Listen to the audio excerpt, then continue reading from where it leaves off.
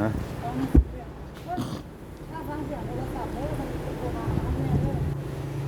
ถ้าพลาดเลยประสาทเดียวคันพวกเรามาไว้นะแม่ฟังไม่นี่อันตรายนี่ม่วงอ้าวมันแก่ละนะเลยเข้าฝักหมดแล้วมองป่าเศร้าตานโควิด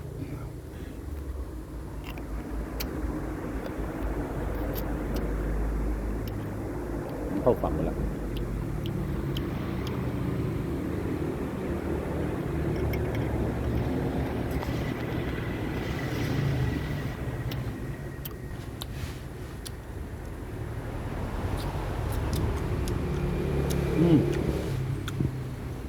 มันเข้าฝักหมดแล้วครับเอาม่วงนั้นไม่ค่อยตัวนั้นนะตัวค่อยออกมามัน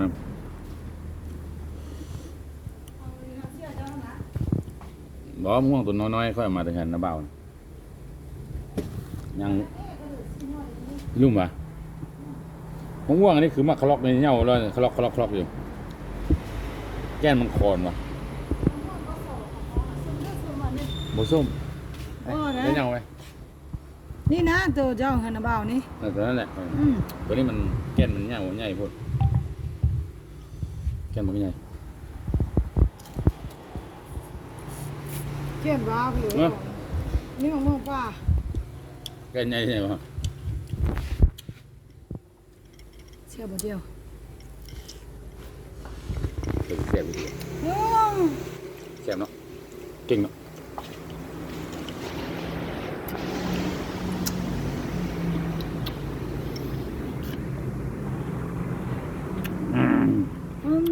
เจ้าหอมมากนี่มะม่วงป่าหอมด้วยหอมไหมหอมจะว่าถึงหยาบพูดเต็มเลยนะนี่ป่าหรือนี่เอา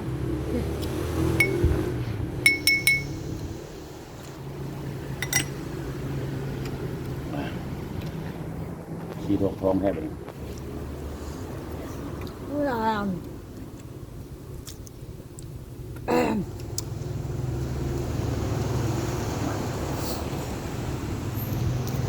อาตัวนี้มันเปลี่ยนตัวนั้นมันบางพูดฟังเพลงโควิดจากบ้านก็ไอ้ห้องเพลงโควิด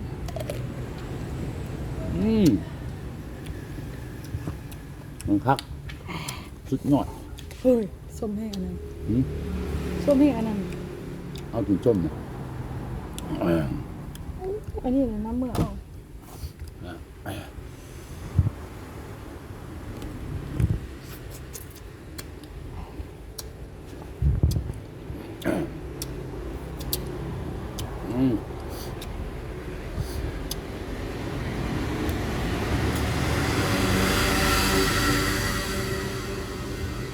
โอ้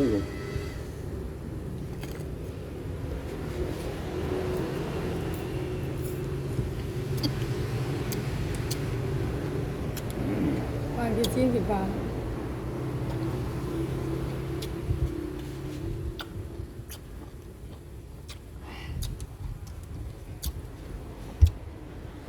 เรียบร้อย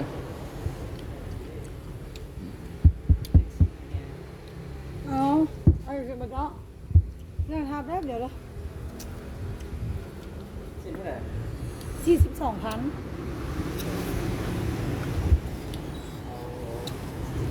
เจ้าช่วงไหนเนี่ยชิ้นหนาเสียงดาเนาะ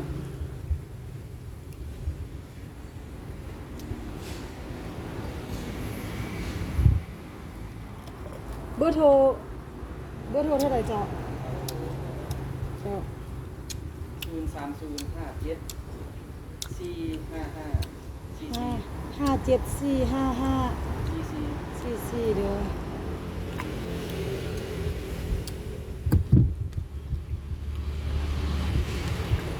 1,680,0001,680,000เจ้า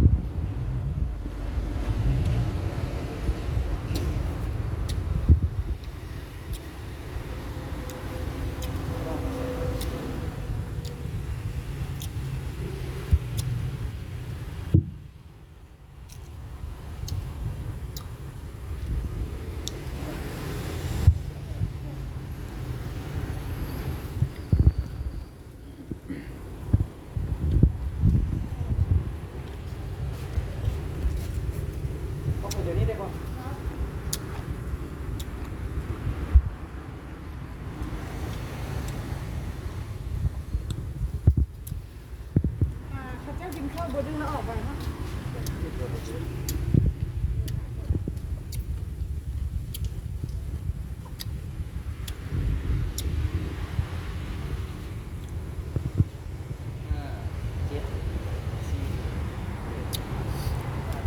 5745544เดี๋ยวขอบใจ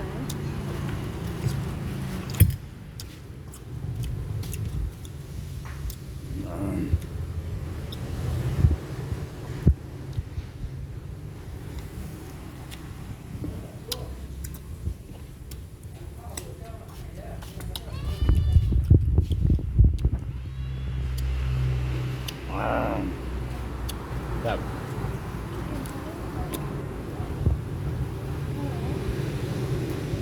ฝากกดไลค์กดแชร์กดซับสไครต์เลยเด้อ ฮัลโหล